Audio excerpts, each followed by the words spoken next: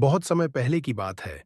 दुनिया के एक कोने में एक छोटा सा गांव बसा था, जिसे लोग आशीर्वाद का गांव कहते थे। वहां के लोग विश्वास करते थे कि भगवान स्वयं उस गांव की रक्षा करते हैं। हर साल एक खास दिन गांव में एक दिव्य पेड़ के नीचे लोग प्रार्थना करने जाते थे, जहां कहा जाता था कि भगवान की शक्ति वास करती है। लेकिन उस साल कुछ अलग हुआ। प्रार्थना के दौरान आसमान में बादल घिर आए, बिजली चमकी और गांव में एक रहस्यमय अजनबी का आगमन हुआ।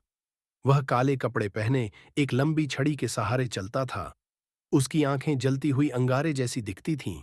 उसने गांव वालों को चेतावनी दी, यह गांव अब भगवान का नहीं, शैतान का होगा।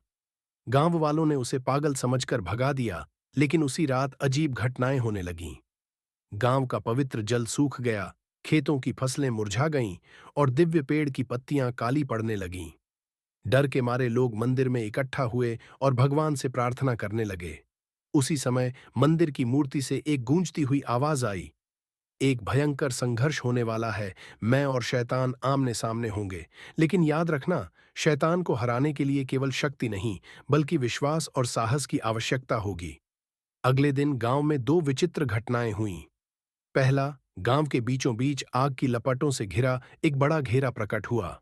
गांव के लोग कहते थे कि यह शैतान का द्वार है। दूसरा, दिव्य पेड़ के नीचे अचानक एक युवा लड़का आरव बेहोश पाया गया। उसके चारों ओर एक चमकती हुई रोशनी थी। जब वह होश में आया तो उसने कहा, भगवान ने मुझे चुना है, मैं इस गांव की रक्षा करूंगा। गांव वाले आरव की बातों से हैरान थे, लेकिन उन्होंने उसे भरोसा दिया। आरव ने गांव के बुजुर्गों से शैतान के द्वार के बारे में पूछा।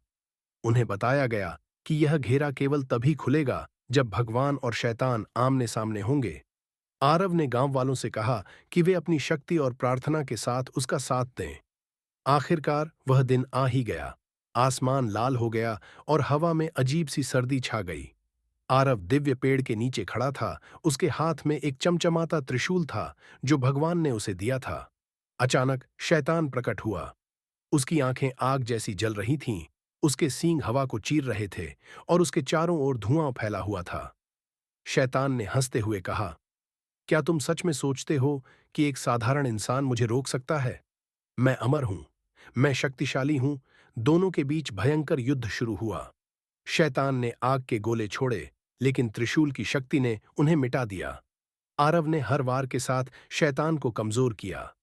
लेकिन जैसे ही आरव को जीत करीब लगने लगी, शैतान ने एक चाल चली। उसने गांव वालों के मन में डर पैदा कर दिया और उनकी प्रार्थनाएं रुक गईं।